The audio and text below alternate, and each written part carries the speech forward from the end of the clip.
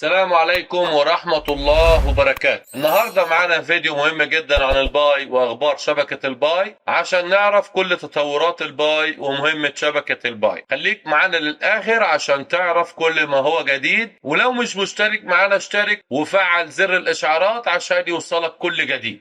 شبكة باي الصعود العظيم، كيف تبني باي نتورك مستقبل ويب 3 الحقيقي. العالم دلوقتي عايش فوضى كريبتو. سولانا بتتصدر العناوين بعملات الميم، وسلسلة بي ان بي كل يوم بتخوض مغامرة جديدة في السيولة والمشاريع. بس بعيد عن كل الدوشة دي في كيان شغال في هدوء، بيبني بهدوء، بيجمع ادواته واحدة بواحدة وماشي بخطة محدودة كأنه بيرسم مملكة رقمية من نوع جديد. الكيان ده هو شبكة باي نتورك. الناس اللي كانت شايفاها تطبيق تعدين بسيط ابتدت دلوقتي تفهم ان اللي بيحصل وراء الكواليس اعمق بكتير، لان باي مش بتبني كوين جديد، هي بتبني نظام اقتصادي كامل. دلوقتي خليني اقول لك الصورة من فوق. بينما سولانا وسلسلة بي ان بي بيتخانقوا على سيولة عملات الميم، شبكة باي اعلنت عن اطلاق حزمة التطور الار يو اس تي الاس دي كي،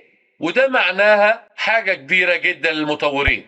يعني باختصار باي مش بس بتفتح ابوابها، دي بتقول للمبرمجين تعالوا ابنوا على ارضنا. وفي الوقت اللي سولانا بتتحول فيه لكازينو مفتوح على السلسلة، وكل يوم بتشوف فيها ميم كوين جديد بينفجر وبعدها بيختفي، باي ماشية في اتجاه تاني تماما، اتجاه البنية التحتية الحقيقية اللي بتخلي الويب 3 فعلا مفيد مش مجرد ترند. دلوقتي خلينا نسأل نفسنا سؤال مهم جدا: هل باي ممكن فعلا تبقى ملكة الويب 3؟ الجواب مش مستحيل، وخلينا اشرح ليه. شوف يا صديقي، باي من اول يوم كانت بتفكر بالعكس. ما بدأتش من التكنولوجيا الاول، بدأت من المجتمع الاول، الناس المستخدمين المشاركة، ومن هنا بنت البنية التحتية حواليهم. يعني بدل ما المطورين يشتغلوا في عزلة، هي خلت المستخدمين نفسهم جزء من التجربة، من اول التعدين بالموبايل لحد بناء تطبيقات داخل المتصفح الرسمي باي باورز. وده سر قوتها، كل حاجة مربوطة ببعض، التعدين والمحفظة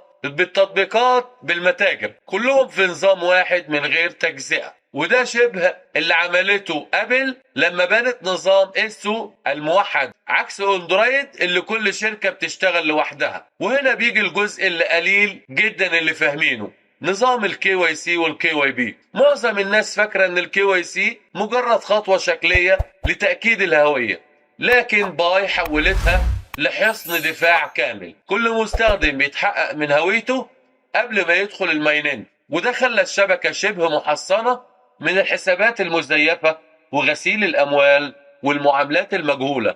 وطبقه الامان دي مش بس عشان المستخدمين، دي كمان السبب اللي بيخلي المؤسسات المالية الكبيرة ممكن تبص الباي كشبكة قانونية وآمنة وقابلة للتكامل. وده اللي بيخليها مختلفة على السلسلة اللي بتحاول تصلح بعد الغلط.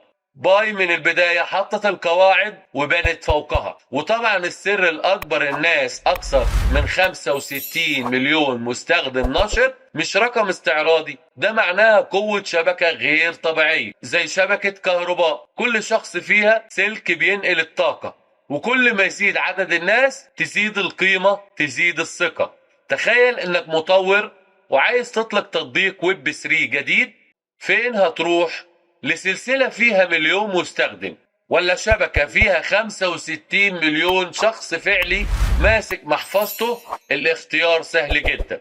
شوف المقارنة دي: الايثيريوم قوية لكن رسوم الغاز نار، سولانا سريعة لكن مزدحمة وعرضة للتوقف، التي ار اكس مركزية اكثر من اللازم. اما باي فهي عاملة زي نظام ابل في عالم الكريبتو، كل حاجة مربوطة ببعضها متكاملة، منظومة مش بتجري ورا الشعبية، بتجري ورا الاستمرارية. وده هو المفتاح. السلاسل التانية بتبني موجة قصيرة، لكن باي بتبني اقتصاد طويل. ولازم نقف عند نقطة التطوير الأخيرة: الذكاء الاصطناعي داخل متصفح باي. دلوقتي المطورين يقدروا يدمجوا ال AI داخل تطبيقاتهم على السلسلة، وده لوحده بيفتح باب لمستقبل مرعب بالمعنى الإيجابي. تخيل تطبيقات لا مركزية بتتعلم، بتتطور، وبتتربط بين البلوك تشين والعقل الاصطناعي. ده الاتجاه اللي العالم كله رايح ليه. وباي داخلة بخطة هادئة لكنها ذكية جدا. وفي النهاية الصورة الكبيرة بتقول حاجة واضحة جدا: احنا داخلين على فصل جديد في قصة العملات الرقمية. مش فوضى ومش مضاربة ومش كازينوهات ميم كوين، لكن نظام بيبني الويب 3 الحقيقي، آمن منظم ومبني على استخدام حقيقي. شبكة باي ما بتصرخش، ما بتوعدش، هي بس شغالة، وفي الوقت اللي غيرها بيتخانق على السيولة هي بتبني الأساس. وده السبب اللي بيخلينا أقولها بصوت عالي: الصعود العظيم بدأ. وشبكة باي مش رايحة تشارك في السباق، هي رايحة تغير قواعده بالكامل. في النهاية لو عايز تفهم المستقبل ما تبصش على الضجة، بص على اللي بيبني في صمت، وده بالظبط اللي بتعمله شبكة باي.